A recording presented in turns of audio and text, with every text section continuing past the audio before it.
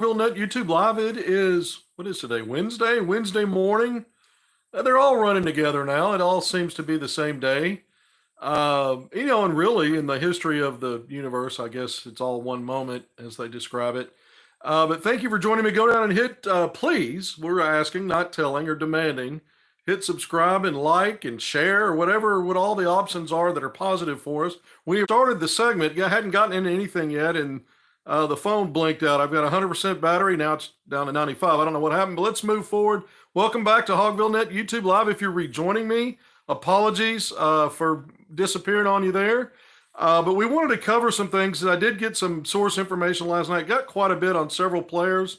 Players I know you're interested in is John Calipari, as he looks to, basically complete a roster that he's described so far as going to go 8 to 9 deep in terms of how many players he'll actually have. We'll see if he expands on that, if he actually decides to expand on that later.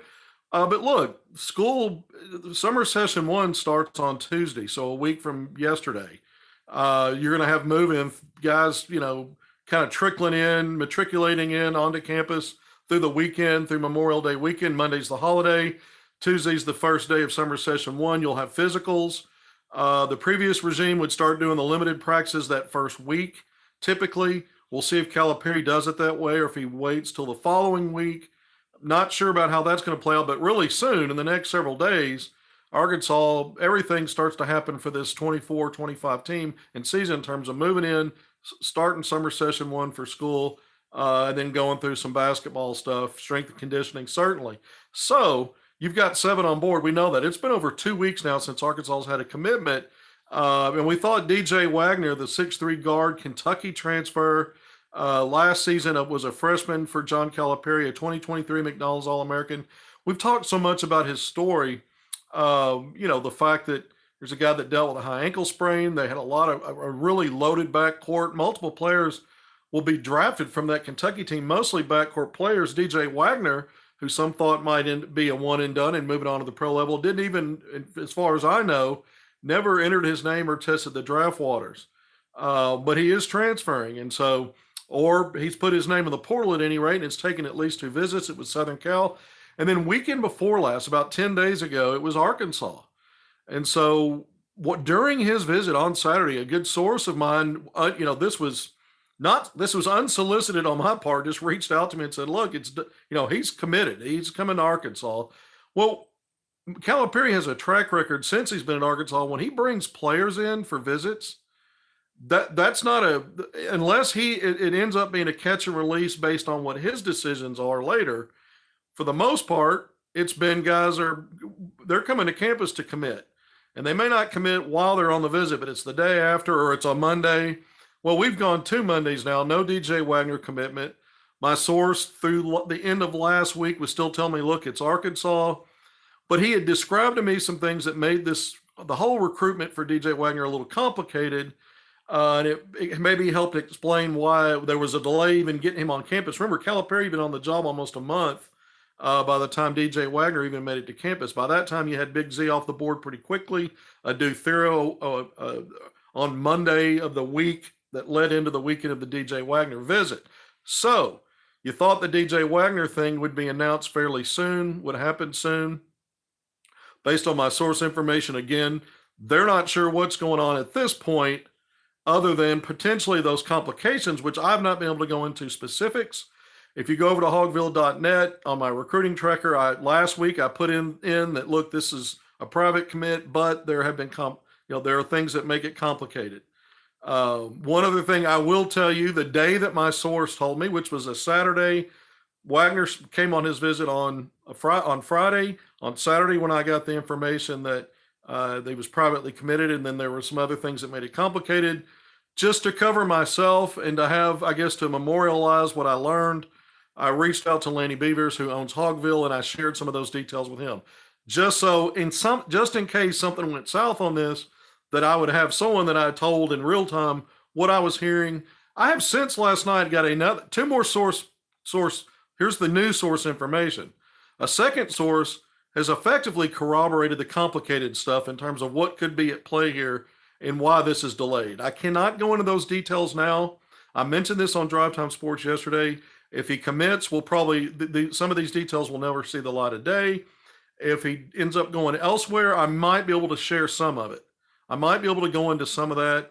I'll have to double back to my sources at that time and see if they're okay with it, because they're worried about being connected based on some of the details on that. Maybe it be connected back to them. Okay, I get that. I have a third source that has told me what I was telling you guys about a month ago, however long it's been now, 3 weeks on the same visit. There was information about Nellie Davis, and as well as Jordan Burks. And I basically said there were 4 more on board. And what that meant was I had learned through a source of some procedural stuff that was going on behind the scenes that effectively told you those were commitments, at least private commitments. They needed to get on campus and then things would be formalized. I was able to confirm last night a same procedural thing that took place prior to DJ Wagner's visit to Arkansas. And so, again, it lends more credence to the idea that this was a player committing to John Calipari, at least privately, until whatever formalities, complete the visit, that kind of thing. And then you get the public announcement. Well, here we are 10 days later. So I've given you more source information. Now we've been dropped not once but twice here. So I hope for folks jumping back in, you remember what I said before we went off for a couple or 3 minutes. So basically now 3 sources. One that told me during the visit that the commitment was at least private and would go public. There are some complications. Another source last night kind of corroborating what those complications might be. And then a third source that told me the procedural things, the same ones that happened on prior commitments leading up to those visits, and then publicly announced commitments with other players here for Calipari. The same procedural thing happened for DJ Wagner. So without any more information, only knowing that he visited Southern Cal prior to visiting Arkansas, we had heard reporting from Adam Zagoria that DJ Wagner would potentially visit Florida. Really quiet on that front. I also have talked to a couple of what you'd consider national college basketball analysts that follow recruiting very well, very closely, and do it and cover it really well, that have told me they don't know what's going on. So behind the scenes, there are a couple that don't know what's going on. There was a crystal ball. People like the crystal ball stuff by Travis Brandon with 247 Sports, that he had DJ Wagner going to Arkansas. He withdrew that. But he didn't have a new destination that he predicted. There's a question mark. So I guess he's on the fence with that. Maybe it's because of how long this has taken and not a lot of information. Or maybe he has source information that leads him to think maybe it's trending another direction and he's not quite confident putting that prediction out for the new team. I mean, I don't know. I have not talked to him. So there's that. So I know people are paying attention to all this. As you're looking to go from 7 to 8 and 9, as prescribed by John Calipari. Now, so that's the source information on DJ Wagner. In my opinion, I haven't budged off of. He's still a private commit to John Calipari. Even Calipari, in the One Razorback Roadshow when they came through Little Rock on Tuesday, just a couple, 8 days ago, was asked by the it was a fan event, and so I guess there were some questions asked during that. I was there. It's a kind of an informal format. Someone asked about DJ Wagner. Well, he can't comment on a recruited player until they're signed and officially approved or certified by the NCAA and it's public. So he can't comment on it. So he couldn't say anything about him or mention him by name. It's why the media, when we interviewed him in the scrum before, didn't bring his name up, because we know how it works. You can't bring up a specific player and expect the coach to comment on it. However, to a group of fans, instead of addressing that directly, he did it a different way. He talked about a couple of the players that had committed and signed with Arkansas here in this class, that their dads had played for him. He goes, there's someone else whose dad played for me. And so, he's not going to talk about that. He's not even going to talk about it in those vague terms if the kid's came on the visit and he realizes he's not getting him. I think the comment was basically effectively signaling, at some point soon here, it'll be official, and then I will be able to talk about it. So having said all that, we are where we are. We're into week 2 beyond that visit and no public commitment announcement. So we'll see if the things I've been told that are complicated that I can't share with you actually drag this out anymore or impact it in some way where it blows up and he doesn't come to Arkansas. I still think the private silent commitment is in play. I still think Arkansas is where he ends up until I hear something different, which I'll come back and share. If I hear, look, it's not going to be Arkansas, the first thing I'm going to do is get on here and talk about it. All right, so we spent a lot of time in between getting dropped twice and me kind of going through some of that stuff just to reveal the fact that I still don't know what DJ Wagner is going to do. I have more information now. How helpful is that? I don't know. But when I hear things like, when I hear that something's complicated, I had some CYA measures in terms of my reporting. When you go back to HogvilleNET and my recruiting tracker, I did put in written information in there only to say that this recruitment's been complicated. And then I shared with Laney Beavers on day one when I found out what that information was, just so he's aware of it. If later we have to circle back and explain why maybe something didn't fall into place like it was supposed to. But again, I think it's word salad, but I still think Arkansas is the team that will end up with DJ Wagner when the dust settles, which would give Arkansas eight players. And Calipari said 8 or 9. If you get to 9, and I think Arkansas needs to at least do that, it's a front court guy. I keep talking about that. And I've got really good source information on 2 of those guys, sources that I talked to last night that are directly connected with both on, basically talking to both of these players on a daily basis right now. And so I'm going to share some information. Coleman Hawkins, the biggest name out there in terms of what's been connected to Arkansas, probably at the top of most leaderboards if you're looking at a front court piece that's still potentially available if he comes back to college. He had some good, he showed well at times during the NBA draft combine last week. He's a guy that has said publicly 90% that he stays in. Well, someone that's in his camp told me last night, we had a good talk about it. And he said if he had to put a number on it, he'd say 75-25 that Coleman Hawkins stays in the draft.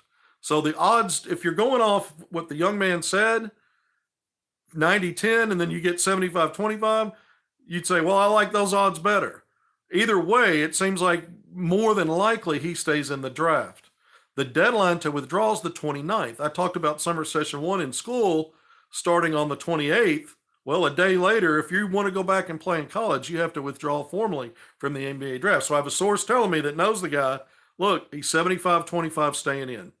All right, so we'll see. We'll see. How does NIL, what kind of pitch can you make in the next few days? Because now that the combine's over, these guys are still preparing for the draft. They're trying to get, work out maybe some individual stuff with individual teams, workouts, interviews, things of that nature. So we'll just see where that goes with Coleman Hawkins. Is there a path to getting back? Based on what he has said and what this source has said, it seems more likely that he stays in the draft. But if not, I think Arkansas might be in play there. Now, this source didn't have any information on that for me, so I can't go there with that one. JT Toppin, who we're going to talk about, another source, some really good source information on what he might do. So anyway, Coleman Hawkins, the transfer from Illinois, or going to be a pro who's been playing in Illinois, to me is the best guy you could get who's available. 6'10", versatile guy, can pass, can handle the ball a little bit, can shoot from 3, 36% thereabouts last season at Illinois. Not the biggest rebounder, but a guy that would complement guys like Jonas Adu and Big Z on that front line. It would give Arkansas some depth.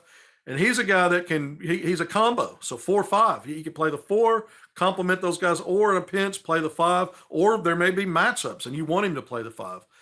There's all kinds of ways you could use a Coleman Hawkins. But again, giving you an update, source information is it looks like he's still a lean to the NBA draft. But again, if you're a guy now slotted mid-second round to the end of the second round, or maybe not getting drafted, and I've seen some mocks where he's in the kind of that mid-second round area, you can still get guaranteed money, but the money you could get with NIL, which could be as good if not better, and if you think you've got a chance to improve yourself and move up to a first rounder, the next season you might decide to come back. For older guys like him that spent so much time in college, there may not be a viable path. It may only get worse for him in terms of draft prospects. So there's a lot to weigh through there.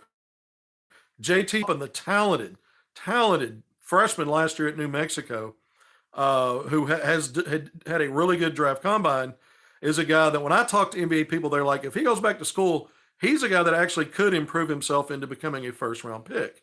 I don't know if there's a team out there that will convey to him in the next few days before that withdrawal deadline to stay in the draft. They're going to get him late first round or give him some kind of guarantee that he wants. But someone who, similar to what I just told you, the source with Coleman Hawkins, this source is also someone that is directly involved in his situation. And he told me last night that, yes, he didn't give me a percentage on what he's going to do. They're still sorting through that, but he did say if he comes back to school that Arkansas is not in the mix. They did talk to Arkansas. Kenny Payne was the name I was told was who the conversations were about with JT Toppin. But Arkansas's coaching situation at the timing when it happened, even though now it's been for us in 5-6 weeks, by that time some decisions had already been made, narrowing it down to where they might go if he doesn't stay in the draft. Go through the pro draft process, see if he's going to stay in. If he comes back, there are some other avenues there. I did not drill down on who that is, because I've seen a lot of reporting on it. Texas, one of the Texas schools likely. So I didn't go that far with this source. Only once I heard that Arkansas would not be in the mix if he does come back. All right, so you're saying, why are you spending so much time on this? There's not a lot of options for front line of quality guys. And part of the thought process was, well, once Casey Pryor was off the board and Arkansas decided not to bring him in and get to a point where they would accept his desire to commit. I didn't go into great detail about that other than so far, everything's been catch and release when you talked about Jordan Burks, when you talked about Brandon Garrison, and then Casey Pryor was a little different because that was a situation where I think what he wanted was not exactly what Arkansas wanted. When you take in everything, and that includes what valuations you have for NIL. And so that was another one of those situations. And so it's easy to say, well, goodness, there's not a lot of options out there. McPherson's now telling us that Coleman may stay in, more than likely that he will. And the other guy's not even considering Arkansas if he decides to come back. There's some other guys out there. And then we're going to talk about the international player where there's picking up some steam that Arkansas may have a real good chance of landing. Who's not, to me, a frontline piece. He's 6'8", but he's a perimeter guy. So Calipari has a vision for what he wants to do, and he's gonna have valuations on guys in terms of what makes sense. And if he's sticking to 8 or 9, we're going to talk more about that too in this segment. This is not a 5-and-5 today. That was obvious, and I didn't advertise it as such when I tweeted and said we were going to come on and do this. But Calipari has a plan, and so you're looking at Big Z, who's a little versatile, can stretch the floor a little bit. He's proven that. He's a guy that I don't know how much we'll see in tandem on the floor with Jonas Adu, but there may be some stretches where they're on the court together. Certainly Adu Thero at 6'8", a 3-4. Where things stand now with your front line, he's going to play a lot of 4. He's going to have to. He's going to be on the court. And you could say, well, Arkansas's running 3 guards or 2 guards and 2 wings and a big. Again, how much does Big Z and Jonas Adu see the floor together? We're not seeing so far a clear path to another 4-spot guy. I mentioned a couple of the names. Vin Allen Lubin's another guy that's been out there. I still haven't seen any updates on him with North Carolina. He visited there last week. If I missed it last night or this morning, I went to bed early last night. If I missed it and he committed, somebody tell me. But he's another guy I like who's out there. But there's been no, heavy talk about any momentum for Arkansas in that scenario. There's some other guys out there. One that's been through the draft combine, Arthur Kaluma. We've talked about him. Some other names of the guys that are in that 6'7", 6'8" range. Kaluma is probably the one when you're looking at the draft combine. If some of these guys came back to college, he's probably the one that's the best rebounder out of a mix of guys that can offer some 3-point shooting and bring some versatility to your front court. And again, you've got to do Thero, who I think's in play to have a huge role. And so how would you get someone in similar build and position on the court a lot? Because guys coming out of the NBA draft combine are going to be expected to be having huge roles and heavy minutes. And I do Thero's going to have the same. So I just don't know what the combinations are on what's available for a 4-spot guy. What I do know is that we've learned in recent days, going back to last week, that Calipari's pursuing at least 2 international players, and they're both backcourt players. Nolan Traore, 6'4" combo guard out of France, and Igor Demin, 6'7". I've seen 6'7", 6'8", seen listed both. A Russian combo guard. I mean, he's a wing, a guy that can handle the ball, but he's more of a perimeter player. He does give you some height and length, but there's a lot of smoke here in the last 24 to 48 hours that Arkansas may really be in tight contention and a great chance of landing Demin. So that would give you, both of these players are teenagers. Demon's 18 years old, turned 18 in March, so just turned 18. Traore is technically, as we do this segment, 17. I think later this week or next week he turns 18. But both players are class of 2024. Arkansas has 3 incoming freshmen, so either or both, if you got both of these guys, would be freshmen. And so that impacts your freshman class. If you're looking for experience, adding an experience piece to your backcourt, DJ Wagner checks that box. Nolan Traore is a super talented guy, as is Demon. Both of those guys, by the way, are projected as first-round picks in a few of these mock drafts in a year, in the 2025 draft. Some of the guys that Arkansas has now, when you look at Adu Thera, when you look at Boogie Flam, when you look at Carter Knox, even Big Z, there are mock drafts that have those guys going first or second round, early to mid-second round in 2025. So keep an eye on Igor Demin. Let's see where that goes. I mean, could it be a DJ Wagner and Demin? Can Arkansas figure out a way to persuade Coleman Hawkins not to stay in the draft process and go through that?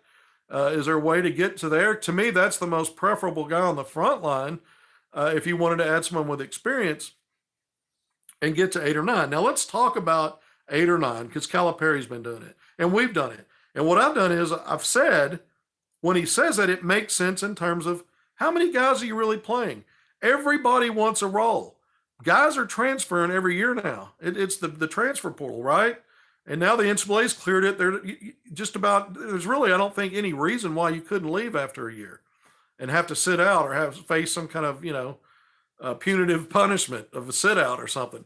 So with that being said, everybody at this level thinks they should be playing and wants to play. It's kind of always been that way, but now there's so much freedom of movement. And the reality is you really are only going 8 or 9 deep. And so there are going to be plenty of guys that you've recruited that are sitting on that bench thinking about their plans for next year. Calipari's explained all that. And so that makes perfect sense.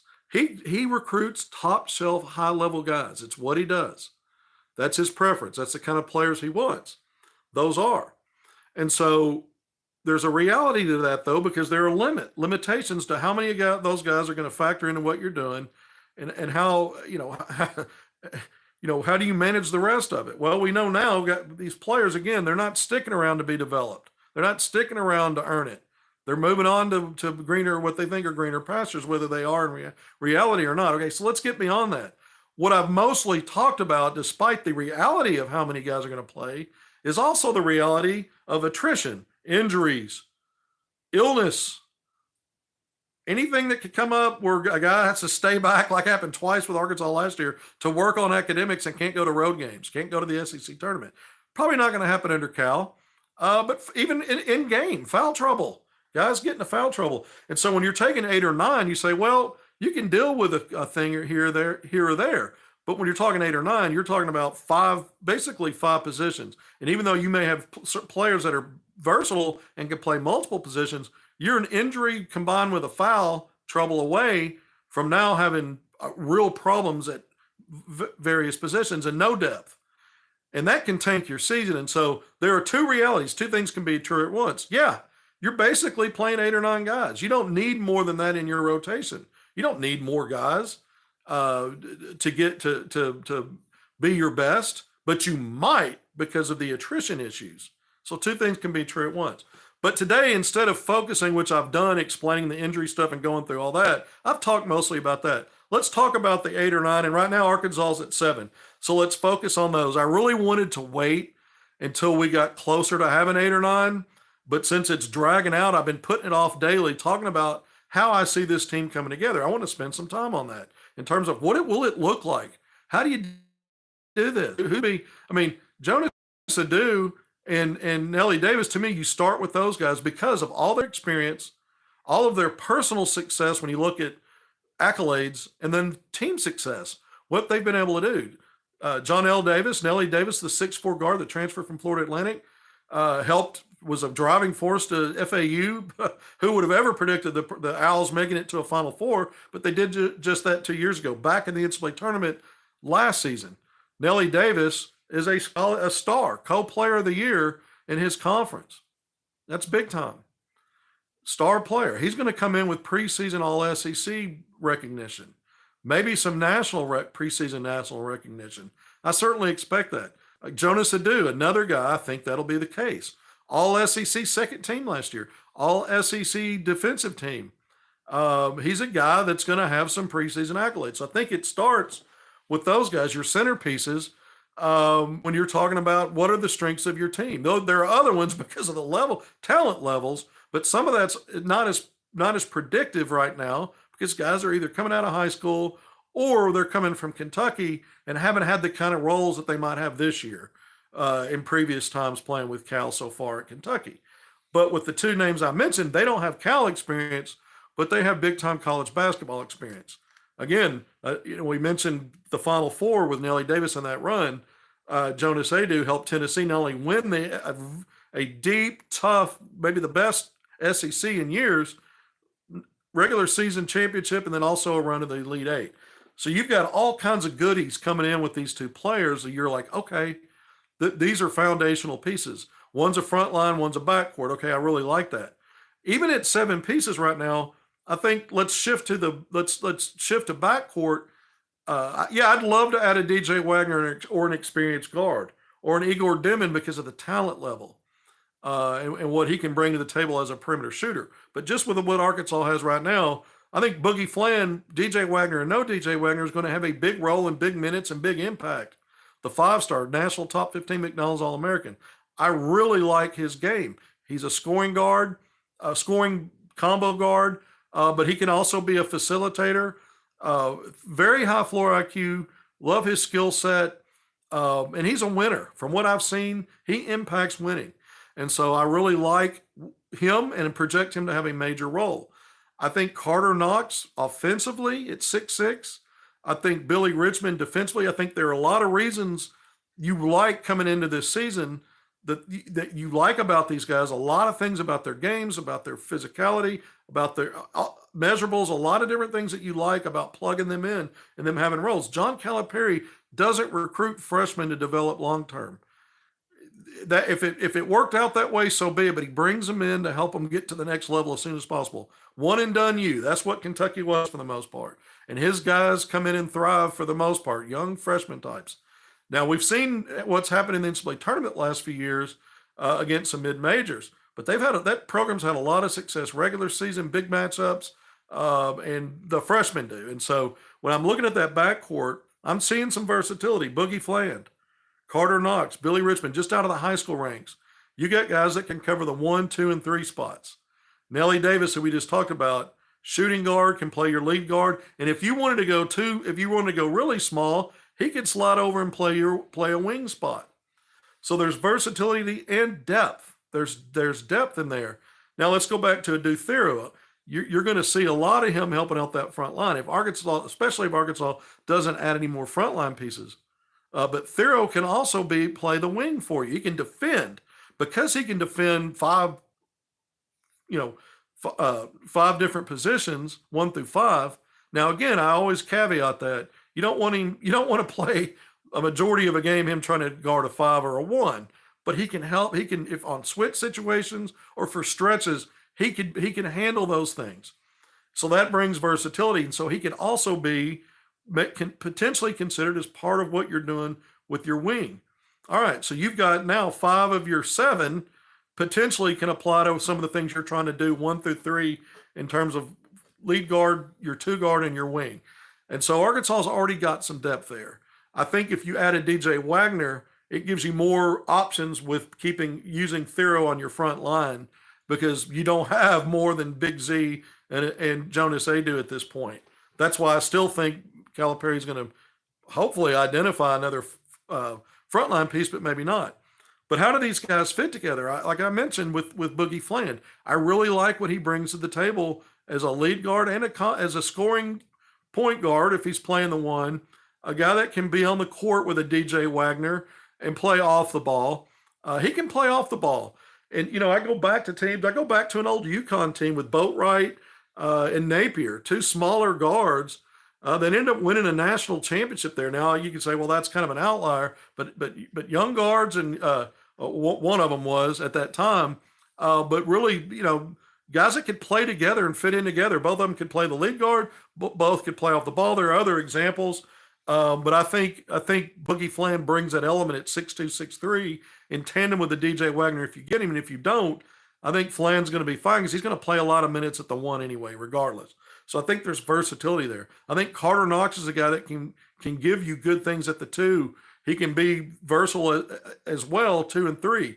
He is a scorer. He is a guy that is he's one of those guys that's built between the ears, alpha scorer. He's just built that way. I think he can be a competent, 34, 35% three-point shooter on volume at Overtime Elite last year. You'll take that. He's a slasher. He's a guy that can post you up in the mid-post and go to work. I really like that he's got different levels, actual craft at each level to bring an overall scoring package that you really like, that you think is going to translate.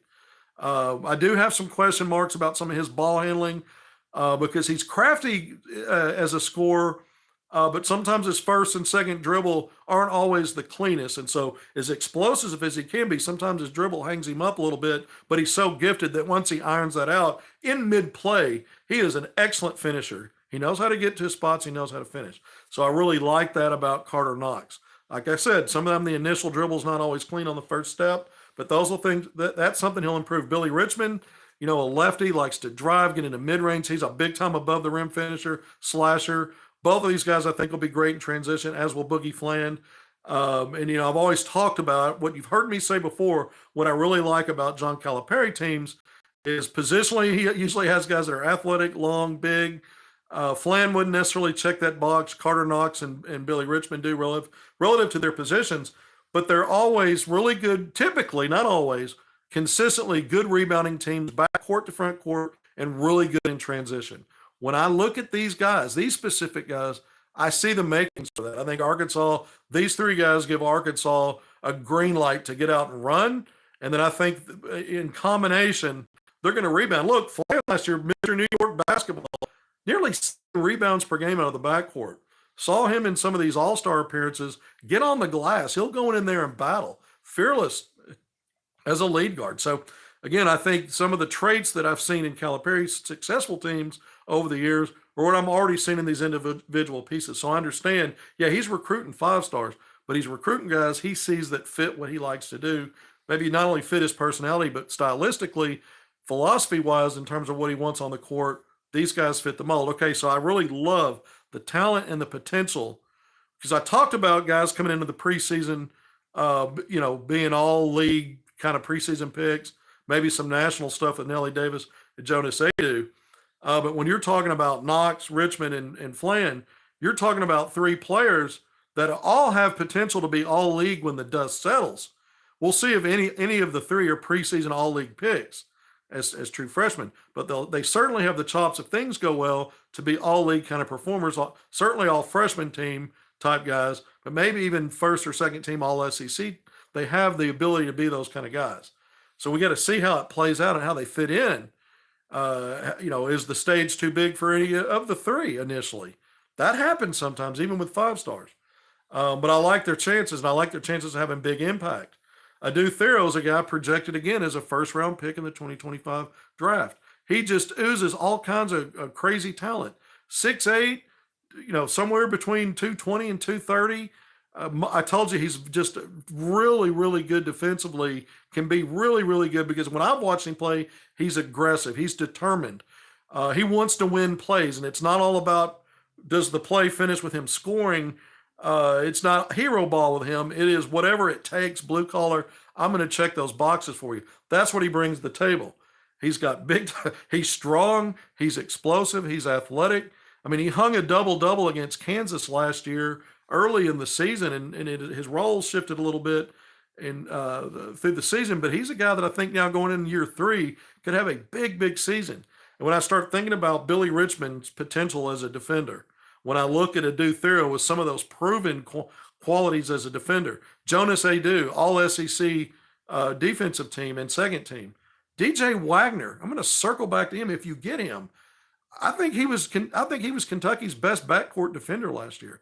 I think he has a chance to be a solid defender again this year at Arkansas if he stays healthy. When you have a high ankle sprain and it affects things, it affects you everywhere. A healthy DJ Wagner in year 2 could be a more than just a competent defender in your backcourt. So Arkansas's got multiple pieces. If you go back and dial it back to Calipari's team last year, really good on offense, really good elite, not so much on defense.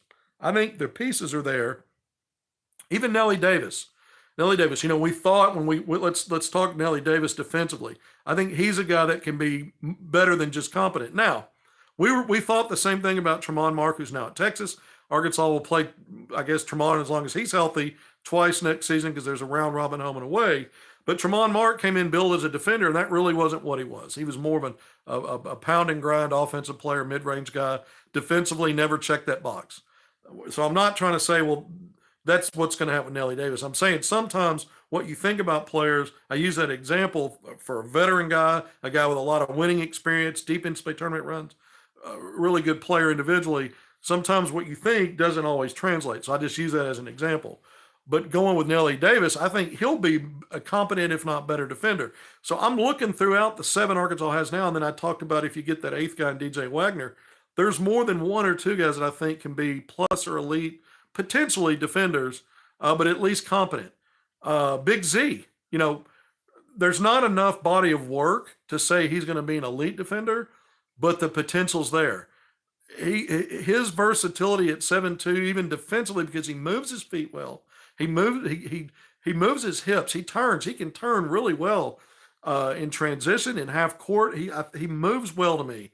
And he alters shots, he blocks shots. He just didn't get a lot of run, 11, 12 minutes. We need to see more. The more we see of him, I think the more we're going to see how much can he sustain over longer stretches of playing time. But he's another guy that I would not rule out as having all-league potential. In fact, offensively, he's ahead of Jonas Adu from the things I've seen. Adu to me is more of a complementary, opportunistic scorer. Based off the creativity of others and the ability to finish above a defense or get behind a defense in transition. Big Z can stretch the floor a little bit, shoot facing up. I like some of his mechanics and some of his footwork when he gets the ball around the basket, keeping the ball high, getting off the floor quickly, not having to gather and bring low. Some of the things that you see some bigs have to do. So there's some really nice soft skill stuff I really like about Big Z. But defensively, he's a guy that let's see what minutes bring. Let's see what that does in terms of his rebounding numbers, block shots. Our eye test will show us how many shots is he altering.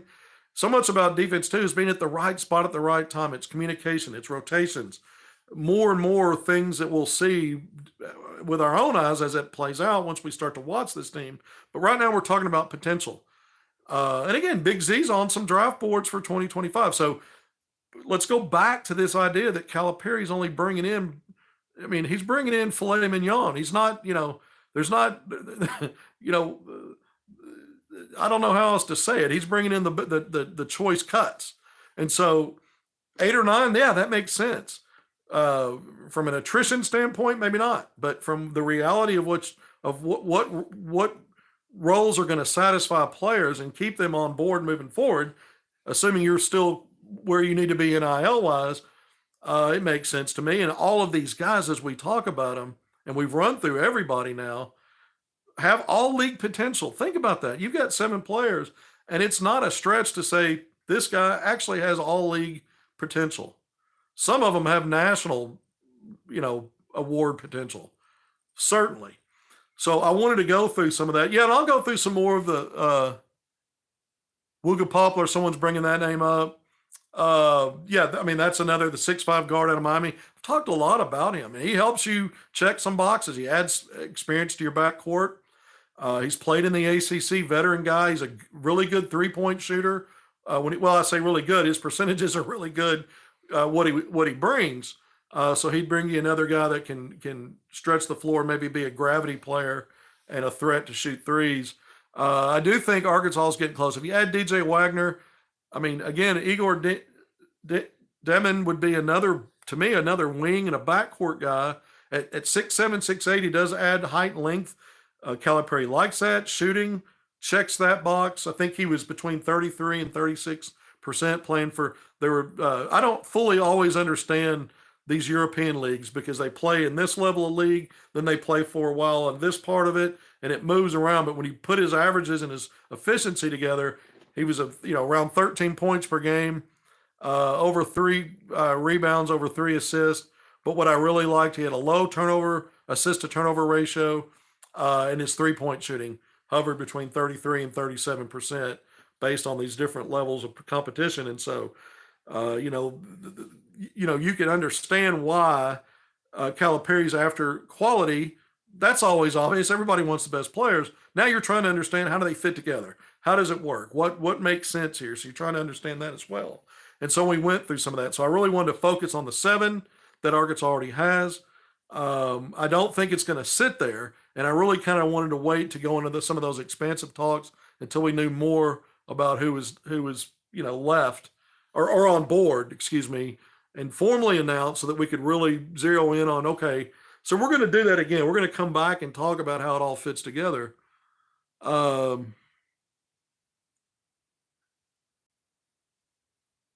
Hawkins, it's Hogs in North Carolina if he does come back.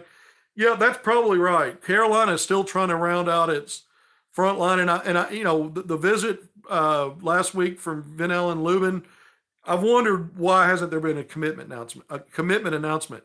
Maybe North Carolina is holding him off, similar to what Arkansas was doing with Case and Pryor, to see what was going to shake out from this draft and guys after the combine and getting through this last week. Remember, you don't have to have all of your guys start session 1 immediately. They may have to even wait till session 2, but maybe not. I mean, they've got till the 29th to withdraw. Maybe things can be worked out where they could even get in for session 1. It's not like the fall semester where you've got a few days up to maybe it's a week to 10 days to actually get enrolled and you're okay.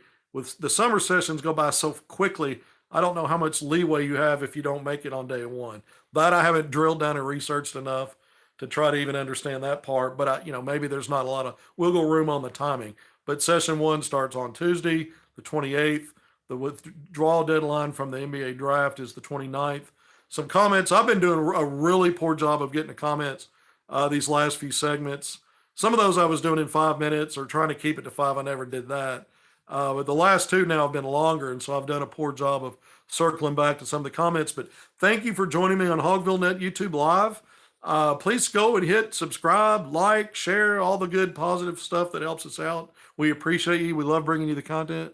Coleman Hawkins, again, my source is, it's a guy that's involved directly with him. It's a day-to-day thing, daily thing. And he's calling it 75-25. Look, this source is not in it to help Coleman Hawkins come back to school. But he's just, he's realistic about it too, that it's not 100% given that he's going to stay in that process. And so this is one of my better sources. This is the source, by the way, when Jalen Williams hadn't announced anything right after the season ended, but had left Fayetteville and had gone and started preparing for the draft. And I kept talking about it. I kept reporting on my various segments, whether it was Pig Trail Nation, Drive Time Sports, that I kept talking about, look, he's preparing for the draft. Nothing's been formally announced yet, but I keep hearing he's staying in it. And then eventually we found out he was not only entered into the draft pool, but decided to stay in it because he had a guarantee. And I talked about that. Well, all that was coming from the same source. So it's good source information. Same with JT Toppin. He's staying in, or excuse me, if he stays in, he stays in. If he's coming back, I'm told it's not Arkansas, that Arkansas had been in touch. It was Kenny Payne, I was told, but it's nothing against Arkansas or Calipari, that staff. It was that decisions had already been made that if he comes back to school, it was down to maybe 2 or 3 destinations. And it was Arkansas was not in the mix even at that time because the coaching change hadn't even happened yet. So think about that. Think about some of these decisions and some of these things that were going on behind the scenes in real time weeks ago, 6 weeks ago, or whatever. So that's interesting.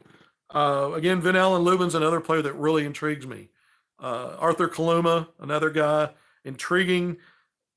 Not, again, how do these guys, if whoever you bring on board, to me is going to split time. To me, the best option would be to get someone that can roll a combo 4-5. Arthur Kaluma is more of a 3-4. Coleman Hawkins to me is a 4-5 with some guard skill. I mean, you really get a luxury there. Vin Allen Lubin, less of that, more of a 4. Probably wouldn't help you as much at the 5, but he was a strong rebounder against the Razorbacks. My gosh, 20 and 11 is what he averaged in 2 games. So I really like him as well. And I keep throwing his name in there only because he's one of those guys to me that's worth some NIL money. It's easy for me to say. Coleman Hawkins will certainly command it, especially, you always wonder how much of a tightrope is a guy on telling the NBA, I want to play here, so that someone will maybe give him a guarantee. It's something he's talked about that he wants. It was something Jalen Williams, by the way, speaking of him going back 2 years ago, wanted and talked about. But it's funny because he talked about it, but he already actually had one. But he talked about it at the combine. And I think that was to make sure the other teams heard that, to maybe improve his chances and help his stock. But he already had a really good promise. And that was obviously from Oklahoma City. The Thunder had 4 picks in that draft. I think 3 ended up being lottery, or right around, 2 of them for sure were lottery. 1 was close to it, and then Jalen went 34th. So, but Coleman Hawkins is kind of playing that game right now. Let's see if he stays in. Jalen Williams heard what he needed to hear. If we're going off mocks, Coleman Hawkins, I'm seeing mid-second to not. So what kind of guarantee can he get? What kind of NIL guarantee would he get? I think Arkansas would step up to get him. And again, we've gone through the names now. I've given you some really good information today. I know this DJ Wagner update's not satisfying because it doesn't really tell you what's going on. I feel a little bit better in terms of just knowing that the original source information, not the part about that he was a private commit. That to me seemed I thought he was going to be, that was the case when I knew that he was coming in to visit. But to hear that, that from that source, typically rock solid, doesn't reach out to me unless they know exactly what they're talking about. But the complicated stuff, because I kept pushing back, could this blow this up? And he goes, it's not going to matter. He kept saying, it's not going to matter. Here's the reason why it's going to be Arkansas. The longer this goes, he's like, wow, that complicated stuff might be billowing up a little bit, whatever. He says, at the end of the day, I still think it's Arkansas because for the same reason I told you that this other stuff is just ultimately will be something that'll be a hurdle that'll be crossed. And so there it is. Can't go into those details. I know that's a little frustrating. But look, I did also find out, like I said earlier, we dropped twice. Some of you may have joined me later. I did find out later that some of the same procedural stuff in the background that happened with other previous Arkansas commits here, the way Calipari does it, it's informative. It tells you everything. Yeah, this guy's the next guy that's coming in. So not just for a visit, but to come on board. So we'll see now. We'll see where this goes. It's been awfully quiet, and it could be now just still a matter of timing on an Arkansas announcement. If it's something else, I'm going to do my best to come back and explain the complicated stuff. I'm going to find out how much I can share and then try to go down that path with you. We'll see where we can go with that. All right, I have no idea. By the way, when this thing drops me and I come back in, I get a negative clock. It's got a minus sign, so I'm not sure. It's basically, I guess, telling me what time it is. So we've been on for a while now. But I want to thank everybody for joining on HogvilleNET YouTube Live. We love doing this. I like joining in to give as much information as we can. I liked exploring a little bit, even with just 7 players right now, what that would look like. I think there's a lot of positional versatility. I like what Coleman brings. Can be a small ball 4 and can be a mismatch at the 5. Yeah, because look, here's what you want with guys like that. There is so much action in 2-man game, high screen and roll, wing screen and roll, guys that can either play on the ball or off the ball. He checks so many boxes because of his ability to stretch the floor, make a quick read, and he's a really good passer. He can handle the ball a little bit. So now your defense is really screwed trying to figure out how to deal with this guy. Do we back off a little bit, sag in because he's going to and let him shoot because he can knock down that shot. If we get up on him, he can get by many frontline players because he can put the ball on the deck. Now you have a numbers advantage. Now there's another problem. A lot of bigs, even if they have the quickness and a good enough handle to get by, they're kind of one trick pony, one track mind. Now get all the way to the rim. This is a guy that can pass. He makes quick decisions with the ball. And so you're kind of damned if you do, damned if you don't, offensively trying to deal with him sometimes. And it makes other talented players even better because that ball's hot. He's making good decisions. Now, he's not always been the best decision maker. I go back 2 years ago when Arkansas played against Illinois in the first round of the NCAA tournament. 2 years ago, this guy, you could see the talent. Sometimes the decision making left you scratching your head. I think in that game, he had like 10 points, 5 rebounds, 3 assists, 3 steals, checking a lot of boxes, but I think he had 5 or 6 turnovers. And so sometimes, and he's a guy that when you look at it numerically of all the good things he does with the soft skill, not a banger, about 6 rebounds per game. But you'll take that because of all the other stuff he brings. And then last year was obviously his best season at Illinois. Big reason why the Illini were a ranked team and a high seed, a Big Ten power and a high seed in the NCAA tournament. And so, he's the guy that to me is the best name out there in terms of what could you add to your front line. And because he's so versatile, you don't have this fear of, is it just too much on that front line? I mean, he brings elements that guys like Big Z and Jonas Adu don't, where he can play in tandem with those guys, or he can also help you at the 5 and give you all kinds of matchup advantages. Did I say Coleman Hawkins was? Yeah, I mean, what I'm telling you is Coleman Hawkins is 75% based on my source. He gave it a 75-25 lean that he's going to stay in the draft.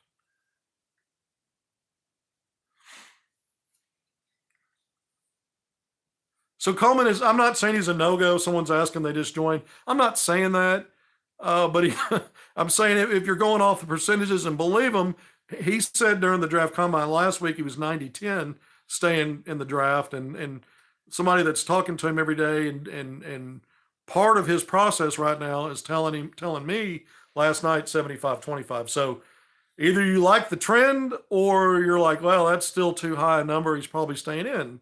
I mean, that's how I see it. He's probably staying in for now. But again, I go back to NIL and it's up to the player. Someone could be giving him advice. Look, you might make more in NIL if you end up only getting a 2-way deal for a year, but you're also you bet on yourself and you give yourself a chance to do what a Ricky Council did or what an Austin Reeves did or some of these other guys do. They're not exactly outliers. Teams can have up to 3 2-way guys now, but they're certainly not, they're more of the exception than the rule. And so those guys ended up getting what were effectively second round rookie deals. Austin Reeves much better than that, but Ricky Council did.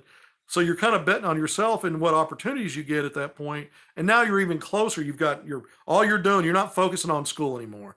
You're focusing strictly on basketball, being the best you can be, and you're actually got your pro career really going. We can say the NIL makes college a pro game, yeah, but you still have the college stuff. You still have to go to class to some degree. I don't even know what it may get to a point now where you just call it a pro league, but you're not 100% focused on just the basketball. And so it's not exactly the same. And so there are other things at play other than just the money initially. But if the NIL was sweet enough and he doesn't like what he's hearing as he gets closer to this withdrawal deadline, maybe 75-25 switches to, 65 that he's going to come back to college and 35 that he stays in, waiting to the final hour if a team jumps in with the kind of guarantee that he's looking for.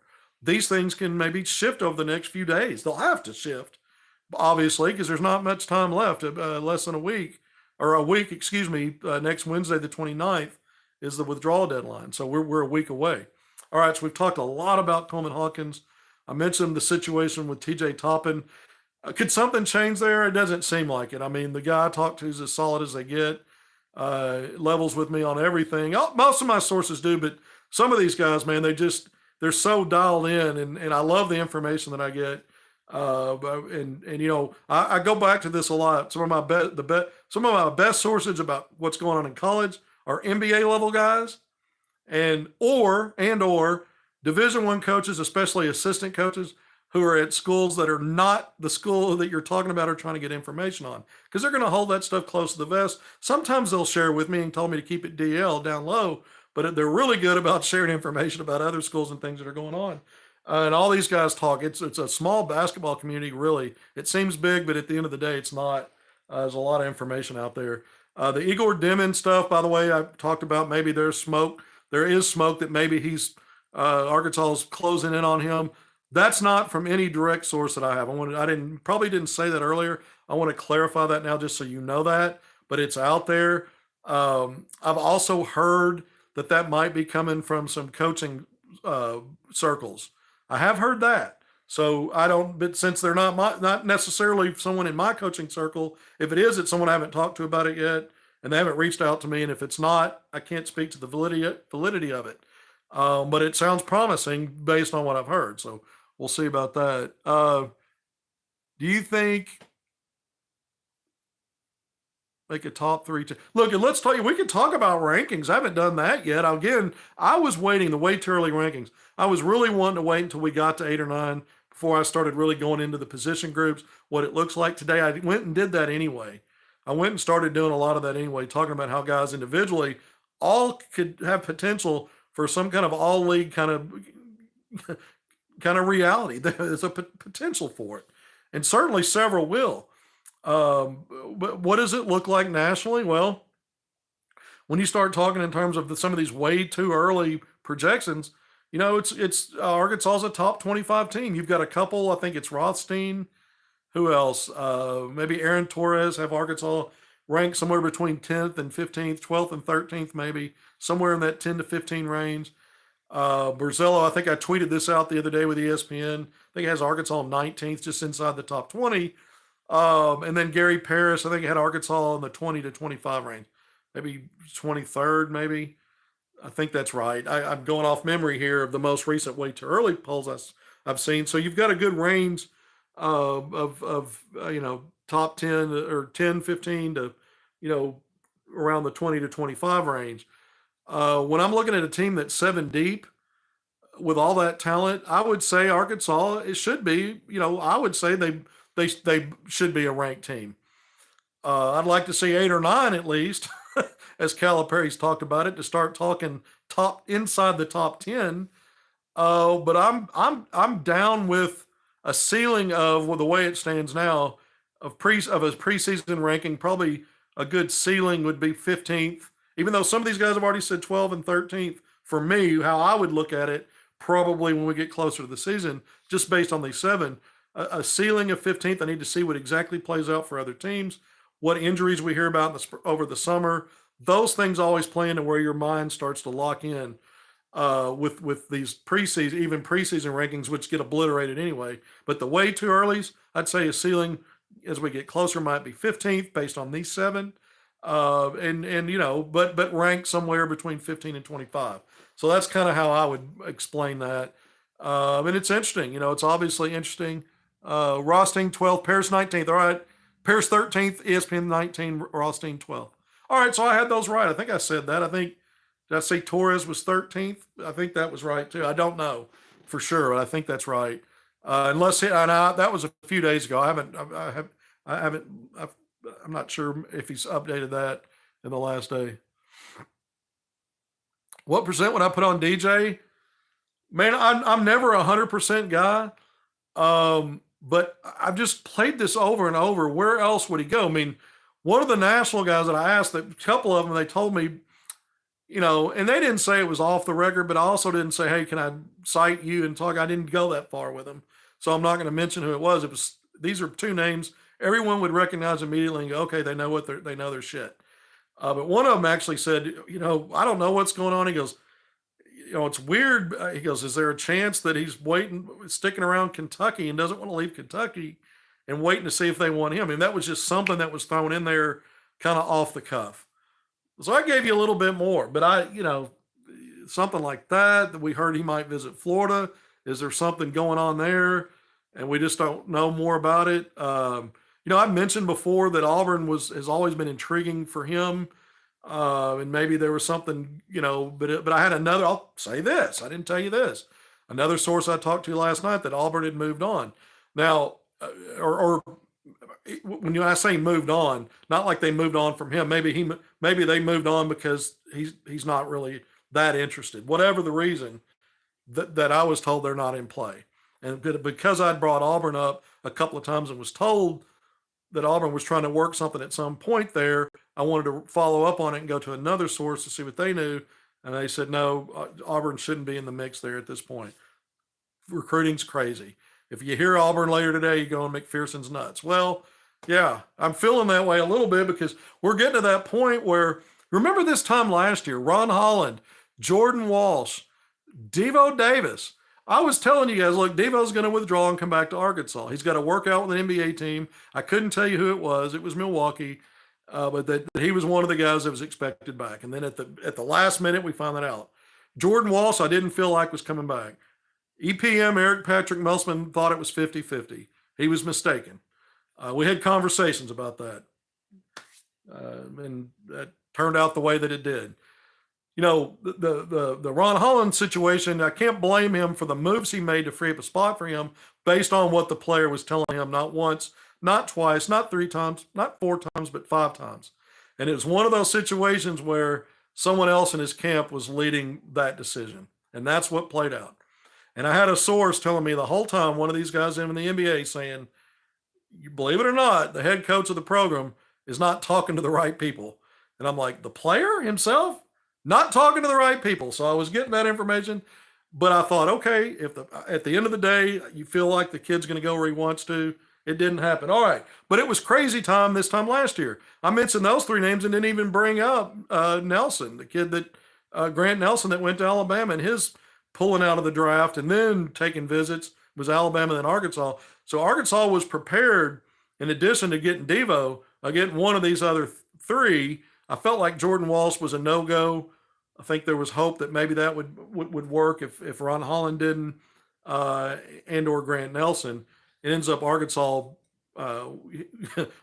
was batting 25, 250 there. You got Devo back, and you didn't get any of those 3. But these are the kind of things that make you a little bit nuttier at this point because of the options that are on the table for guys.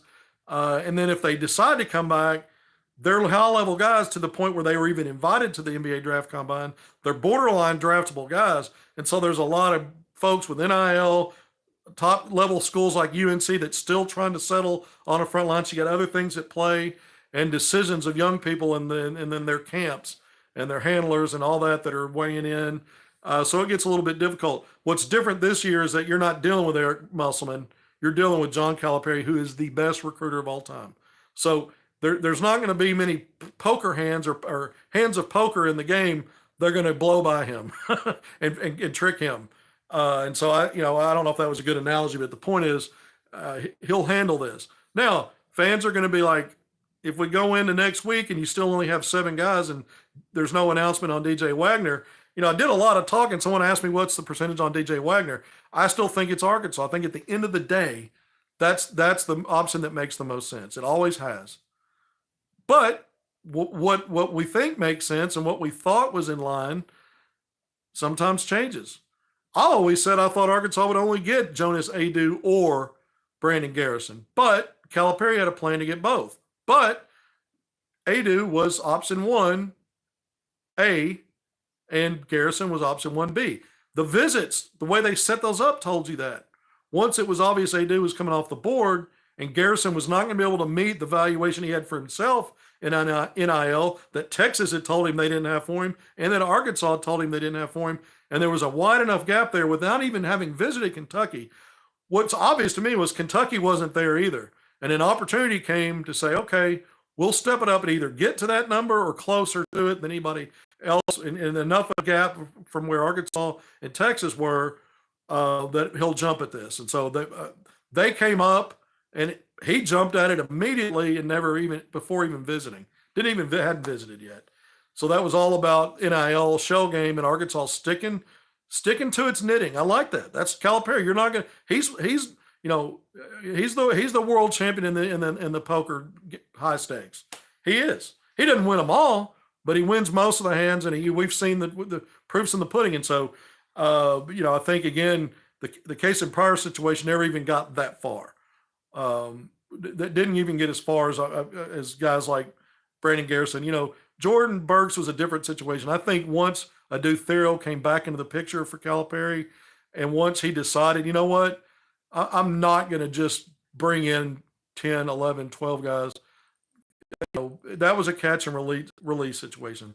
Burks would be a Razorback now if that hadn't been a catch and release and a decision on Calipari's part. All right. The DJ Wagner thing, if it doesn't happen, that'll probably be the first one and the only one that didn't work out according to plan. And it wasn't about, now it could be, it could end up being a situation where it plays out and Calipari's going to another direction where there's reasons why that makes more sense. And then we would find that out later. But for now, I still think Arkansas makes the most sense for DJ Wagner. And I still think that's going to happen. If something changes on that, if anything changes on that, we'll circle back around to it and go into it. So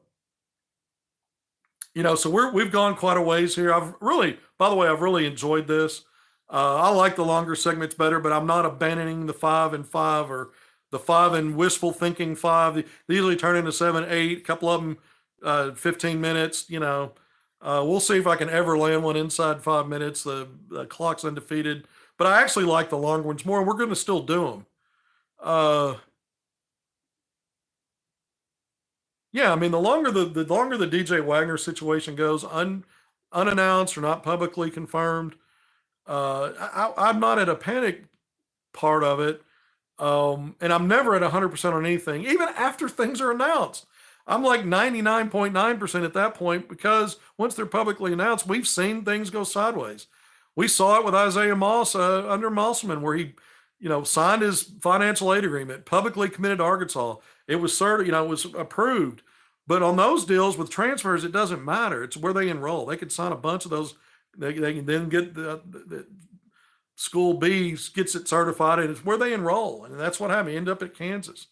I don't know if Calipari's had something like that happen to him at Kentucky. I'd have to go back and think about it and research it and see if it's landed that way for him, or if he's been on the positive side of that and pulled a guy that was already probably has on some of that with high school guys. Don't know about the portal, but the whole point is we'll see if DJ Wagner goes public. Now, so far, Arkansas's batting 1,000 on guys not only going public, their procedural stuff's already been taken care of in the background, and then pretty quickly at whatever timing they want, once the NCAA certifies it, you see the social media engines for Razorbacks and men's basketball, and then the spokesman with the sports information department puts out a release, and so now it's formal, and now the coach can talk about these guys. But again, who shows up on campus is always also a little tricky thing. Jonas Adu formally announcing through one of those guys. I can't remember if it was Goodman or Rothstein, one of them, that he's going to formally withdraw from the draft. Well, that's no surprise. That was expected, but there's still a formality there. You got till May 29th. Same with Nellie Davis. It's got till May 29th. So keep an eye. I don't see anything tricky or silly happening there. I think he's a Razorback. DJ Wagner, that's the one now. We're just waiting to see. The longer it goes, you wonder, what are these complications impacting? How are they impacting this for an end result? Remember process and results? Y'all get sick of me saying stuff like that, like I'm, lecturing or being preachy, but there is a distinction. A process, things can change, things can shift, so things can look like they're going beautifully, and then something happens. That's process. And it impacts the results you expected or thought you were going to get.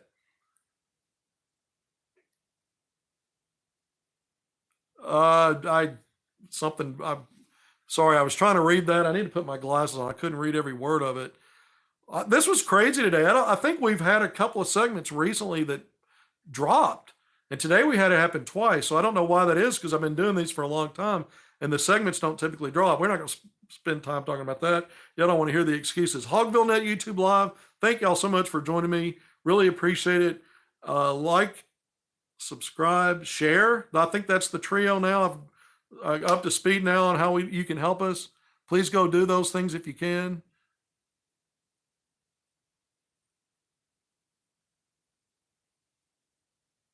Nolan Traore. Well, we did talk about him. There's some talk that maybe he stays over in Europe. Man, I really like Nolan Traore. I really like him. I don't know how much it makes sense if you do still get DJ Wagner and then combination with Boogie Flan. You can always have an opinion, say, well, I would rather have this guy and this guy if I'm picking 2 out of 3. And Traore for some might be one of your top 2. But you already have Boogie Flan, and DJ Wagner makes a lot of sense. College experience, Calipari experience, and still a very, very good player. Traore projected already as a potential top 5 pick in a year. Yeah, and I've seen this guy play. Fearless. Just a hard-nosed, fearless slasher. He'll hit the glass. He attacks the rim. He can finish with either hand. His shooting numbers weren't great, but as a 17-year-old playing, at some of the levels he did, you can understand some of that. And then when I watched him, he didn't have any problems knocking out shots in the Nike Hoop Summit. Now it's one game, but man, that was a highly competitive game with really high-level guys. And it wasn't your typical, some of these all-star events where it just becomes a dunk fest and guys not really playing hard. That guy is, they used to call, I'll tell you who he a little bit reminds me of. Someone said that, brought up smaller Anthony Black. There's some truth to that. But I'm going to go old school. Jason Kidd. Now, he may not have the court awareness and vision that Jason Kidd has as a passer, but Jason Kidd's nickname was RoboGuard. I don't know if some of you older fans remember that. Same class as Corliss Williamson. It was him, Corliss Williamson, Othello Harrington, typically 1, 2, and 3 in the rankings, the various rankings back then. They didn't do star rankings, but they still ranked players. Corliss was the Gatorade National Player of the Year. I think Jason Kidd and Othello Harrington won some awards. But Jason Kidd was the best player in that class. He was the best player in that class. When you look at Corliss, if you're just talking college and results, when you look at arc of career, what Jason Kidd, one of the best point guards ever, Naismith Hall of Famer, and now a great coach in the NBA of the Dallas Mavericks in the Western Conference Finals, coaching Dan Gafford. But Jason Kidd, they called him RoboGuard because of the way that he attacked every aspect of the game. His motor was always running. And it wasn't reckless. He's a guy that understood the game, and Traore plays with that kind of passion, that kind of determination, that high motor, and then for a 6'4" under guys, you sometimes feel like they play bigger than they are because they're going in there in the trees, attacking the rim, attacking the glass, and he's that kind of guy. I like but he's not one of those quick twitch, explosive, quick guys, but he's got a nice pace. In attack, even in attack mode, he plays with a level of pace, and he can change his gears and switch gears. He can cross left or right, and he's capable of going left or right. Not a lot of guys can do that. They favor their dominant hand or the opposite for some reason for some guys, but with him, it's either or. So I really like Traore. I think I understand why he's projected as highly as he is as a potential draft pick in a year. And I think if he decides to come to the United States and go to college, if it was Arkansas now, you're starting to think, well, if Arkansas is closing in on something like that, it may be that DJ Wagner is not in the mix now. Again, I don't have any source information that's telling me at all that he's not in the mix. Everybody circles back to Arkansas makes the most sense. We think it's still Arkansas. Not quite sure about the delay. Even though they brought up the complication specifics, they're not even certain that that's exactly what it is. Because, well, I have to say more about that to explain why that is. So I'll have to wait on that. Again, if he ends up committing and signing, we'll never go into those specifics. If he doesn't and he goes elsewhere, something else happens, I'll have to then find out how much I can share on it. All right. Because the clock's all screwed up once I got dropped, I have no idea how long we've been in here. Probably an hour or so. I had a power outage last night, by the way, and haven't reset the clock that's in this room that I normally look at to get an eyeball on even what time it is. I forgot. I didn't think to reset it this morning before I came on. So I'm not even sure what time it is. But I'm going to sign off now. Thanks, everybody, for joining me on HogvilleNET YouTube Live. Those that are still with me, this one took a while. We may even be over an hour. We appreciate everyone. If something breaks, if something happens today, we find out about a commitment or something that's really significant, we're still waiting on formal staff announcements. I mean, that's an example of some stuff of why, I don't know that I'll come back and go live today if it's a staff thing, unless it's a Joe Johnson or a Ronnie Brewer Jr. or something else, and then we can talk more and pick up on some of this other stuff. But we'll go live again today if we need to. If not, it may be tomorrow, maybe a couple of days. I'm just playing it by ear and seeing. I don't want to come on and give you fluff. I really want to get into stuff and talk about stuff. There's a lot more we could talk about in the high school recruiting because of that, not only the live eval event I was at last weekend.